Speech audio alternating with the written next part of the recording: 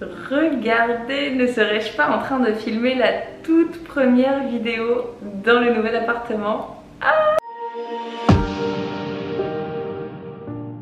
Hello tout le monde, j'espère que vous allez bien. Je sais que vous allez me demander d'où vient la lampe, d'où vient le miroir, d'où vient ci, d'où vient ça, comme vous me demandez sur Instagram en ce moment. Et je comprends tout à fait, mais je vais vous faire un apartment tour, donc ne vous inquiétez pas, je vous dirai d'où provient chaque pièce de l'appartement, chaque meuble. Mais ce n'est pas le sujet de la vidéo, puisqu'aujourd'hui je vais vous expliquer comment j'ai réussi à faire pousser mes cils de manière incroyable. En fait je m'en suis pas vraiment rendu compte et c'est vous qui m'avez dit Marie, comment t'as fait pour faire pousser autant tes cils?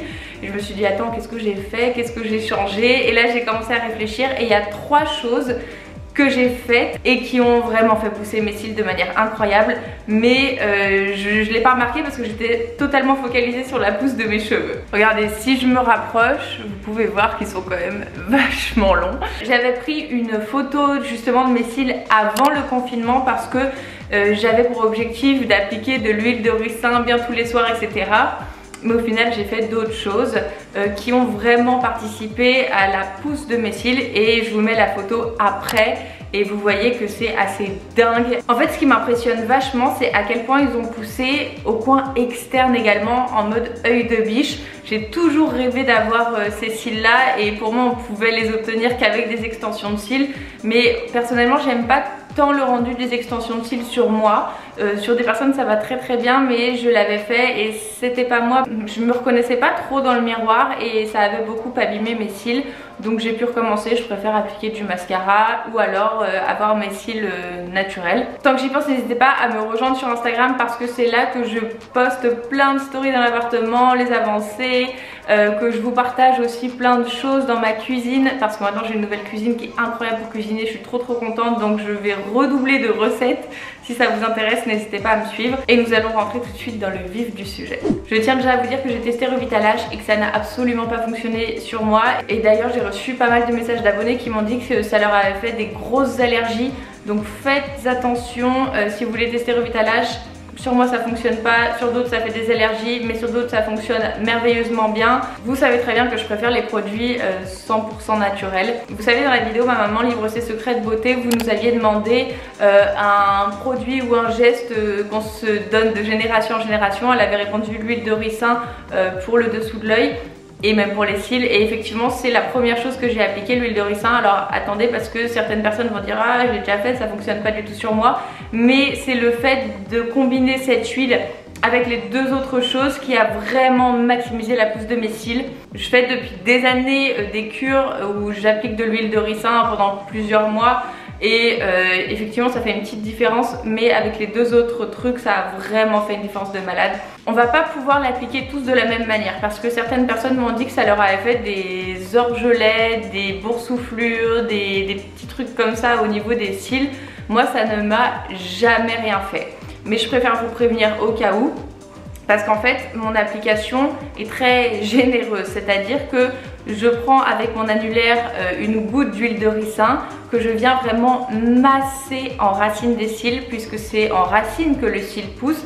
Ça sert pas vraiment à grand chose d'en mettre jusqu'aux longueurs. Bon, je le fais quand même, mais j'insiste surtout sur les racines. Je masse tout doucement en faisant des petits mouvements circulaires. Je fais attention à ne pas en mettre dans mes yeux parce que sinon vous voyez trouble. Bon, évidemment après ça part, et en fait je fais ça tous les soirs, pas juste avant d'aller dormir parce que sinon vous allez tacher votre lit et aussi vous allez déposer trop de matière sur votre oreille, donc il ne restera plus grand chose sur vos cils. Faites ça 1 heure, 2 heures avant d'aller dormir. Donc voilà, des petits mouvements circulaires en racine des cils, et j'en applique également à ce niveau-là en tant que crème contour des yeux parce qu'il n'y a rien de mieux pour prévenir les rides. Ma mère utilise ça depuis des années et c'est vraiment son secret pour avoir un regard frais et beaucoup plus jeune. Ce qui est bien, c'est que c'est naturel et ça ne coûte rien. Donc voilà, faites attention à ne pas appliquer l'huile trop proche de vos yeux. Je vois souvent des personnes qui utilisent leur crème contour des yeux sur le cerne, mais ça s'applique pas ici. En fait ça s'applique sur l'os qui est juste là. Et pourquoi on l'applique là? Tout simplement parce qu'il y a un processus naturel qui fait que votre crème remonte donc ça sert à rien de l'appliquer trop près, sinon ça va remonter un peu dans l'œil et ça va l'irriter, il va être tout gonflé. C'est sûrement pour ça que pas mal de crèmes autour des yeux vous font des yeux gonflés. C'est souvent à cause de l'application et pas tant à cause du produit. Il faut vraiment l'appliquer juste ici. L'huile de ricin que j'utilise, je vous mettrai un lien dans la barre d'infos, mais honnêtement peu importe la marque, on s'en moque. Moi c'est Laboratoire Phyto France. Ce qui est important, c'est que l'huile de ricin soit 100% pure, qu'il n'y ait que de l'huile de ricin dedans, qu'elle soit bio, première extraction à froid, très important aussi. Voilà. La texture est assez visqueuse et c'est complètement normal qu'elle ne pénètre pas complètement. Le matin, vous réveillez, vous lavez le visage et ça s'en ira bien avec de l'eau et votre gel nettoyant. Mais voilà, beaucoup de personnes disent ah ça pénètre pas, c'est normal. Deuxième produit qui couplé à l'huile de ricin a vraiment décuplé la pousse de mes cils, c'est l'huile de foie de morue. L'huile de foie de morue, on en donnait aux enfants lorsqu'ils étaient petits, vraiment la génération de nos grands-parents, parce que ça va vraiment renforcer votre ossature et donc vous allez être beaucoup plus fort. Mais comme ce sont des lipides, l'huile de foie de morue c'est du cabillaud en fait. La morue c'est le cabillaud, ça a plusieurs appellations. Mais voilà, c'est riche en vitamine A, en vitamine D, en oméga 3. Et en fait vous allez voir que ça fait énormément pousser les cheveux, ça donne beaucoup de brillance. Mais le truc c'est que je vous avais fait des stories, j'étais tellement focalisée sur la pousse de mes cheveux, les baby hair que j'avais, que j'ai absolument pas regardé mes cils. Vraiment je faisais que regarder mes cheveux qui poussaient à une vitesse folle et comme je vous le disais, c'est vous qui m'avez fait remarquer que mes cils aussi. Donc voilà, l'huile de foie de morue, j'en avais jamais pris avant. Ce sont des petites gélules, on doit en prendre une ou deux par jour. Pas plus. Vous m'aviez demandé la dernière fois, celle-ci elle est dosée pour une capsule. Il y a 408,8 mg d'huile de foie de morue. Et j'en ai pris une par jour pendant tout le confinement et je continue. Et pourquoi j'en prends pas davantage? Tout simplement parce que comme je vous le disais, elle contient de la vitamine A et de la vitamine D3. Et en fait la vitamine A, là on est à 100% des recommandations journalières. Il ne faut pas trop dépasser la dose parce qu'un surdosage de vitamines ça peut être très mauvais pour vous. Et la vitamine A, si vous en consommez trop, ça peut être mauvais pour votre vision. Donc c'est pour ça que je fais attention à ne pas faire de surdosage en vitamines. Demandez toujours conseil à votre médecin avant de faire une cure de quoi que ce soit d'ailleurs. Mais voilà, c'est la raison pour laquelle je ne consomme pas les 5 gélules comme certaines marques le recommandent. D'ailleurs, je prends la mienne sur le site Onatera que j'aime bien parce que c'est français et ils font vraiment attention à la bonne provenance des produits. Je suis pas du tout en partenariat, hein. Je l'ai été une fois mais là je parle gratuitement d'eux parce que j'aime sincèrement leurs produits et c'est une super équipe. Donc voilà, si vous cherchez de l'huile de foie de morue, soutenez une entreprise française, c'est cool. Et alors la troisième chose qui a vraiment fait la différence, et ça c'était plutôt à la fin du confinement il me semble, il faut que je retrouve la date. Il y a une marque que je connaissais absolument pas qui m'a envoyé 2 produits.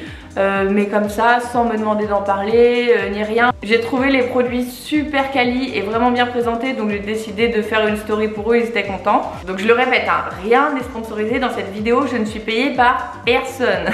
Et en fait, cette marque qui s'appelle True Argan est spécialisée dans l'huile d'argan hyper qualitative. Donc l'huile d'argan culinaire que j'utilise tout le temps et aussi de l'huile d'argan cosmétique. Et c'est marrant parce que l'une d'entre vous m'a dit quelques jours avant ou quelques jours après que j'ai reçu, je ne me souviens plus vraiment, qu'elle avait appliqué de l'huile d'argan sur son visage pendant tout le confinement et que ça avait été mais juste merveilleux. Et ce qui est étonnant, c'est que cette personne avait de l'acné. Or normalement je crois que l'huile d'argan n'est pas spécialement recommandée pour les personnes ayant la peau grasse ou ayant des boutons, parce que la composition de cette huile pour moi n'est pas forcément adaptée aux peaux acnéiques. Il faut que je revérifie, mais le fait est que elle m'a donné envie et j'ai commencé à appliquer de l'huile d'argan tous les soirs après avoir appliqué ma crème pour aller dormir. Et écoutez, non seulement ça m'a fait une très belle peau, j'ai une peau normale, je n'ai plus du tout une peau mixte, ni une peau grasse, ni une peau sèche. J'ai vraiment réussi à retrouver une peau normale grâce aux nombreuses huiles que j'ai appliquées, les mélanges d'huiles essentielles, huiles végétales, etc. Donc vraiment là je suis très contente parce que j'ai retrouvé une peau sans problème et ça fait vraiment du bien. Et comme c'était l'huile d'argan de super bonne qualité, je me suis dit ok, je vais essayer ça sur ma peau. Et ce que vous pouvez voir, je suis à la moitié du tube à peu près. Donc j'en ai quand même pas mal utilisé tous les soirs, environ 5 gouttes sur le visage, le cou, mais surtout j'en ai appliqué sur mes cils, sur mon contour des yeux, etc. Parce que l'huile d'argan, c'est bien connu, c'est excellent pour les cheveux, même pour la peau. Avant j'étais très huile de coco pour le corps, mais maintenant je trouvais ça formidable. Bon alors, le corps pas avec celle-ci parce qu'elle est vraiment trop luxueuse, qualité premium, etc. avec une autre huile d'argan. Mais je me suis dit, si ça fait tellement de bien à mes cheveux, ça va forcément faire du bien à mes poils, à mes cils, donc c'est pour ça que j'ai bien insisté sur les cils également. Et donc juste après ça, j'applique justement l'huile de ricin en massant bien, etc. Et aussi ça fonctionne également sur les sourcils. J'ai remarqué que mes sourcils repoussaient beaucoup plus vite, beaucoup plus denses, parce que les cils en fait ça les fait pousser, mais ça les fait aussi pousser plus noirs, d'ailleurs j'ai remarqué, mais aussi plus épais. Le poil en lui-même est plus épais, il est plus fort. Avant j'avais tendance parfois à perdre quelques cils, là plus du tout. Et voilà, ça ce sont vraiment les trois choses qui ont fait pousser mes cils comme ils ont jamais poussé, ils ont jamais été aussi longs honnêtement. Et évidemment couplé à une alimentation saine et à beaucoup d'eau, 2 litres d'eau par jour. Ce sont que des produits naturels, vous savez que je ne jure que par le naturel, je ne jure que par les huiles végétales et essentielles. Et ce sont d'excellents produits, donc je suis très contente de vous faire cette vidéo parce que je sais que ça ne peut que vous aider. À part pour certaines personnes qui je pense ont fait quelques bêtises à l'application de l'huile de ricin, j'espère que maintenant c'est clair. Encore une fois, l'huile de ricin ça conviendra peut-être pas à tout le monde. Ne venez pas hyper fâchés dans les commentaires me dire que ça vous a fait des orgelets ou quoi que ce soit. Je vous partage juste ce que j'ai fait et ce qui a fonctionné sur moi comme vous me l'avez demandé. Après je pense que si vous en appliquez qu'une goutte et que vous respectez bien la zone sans en mettre dans l'œil, etc., tout devrait bien se passer. J'espère que cette vidéo aura pu répondre à vos questions, vous aider. Vous trouverez les liens dans la barre d'infos. On se retrouve tout de suite sur Instagram et sinon mardi prochain à 18h25 dans une nouvelle vidéo. Bye!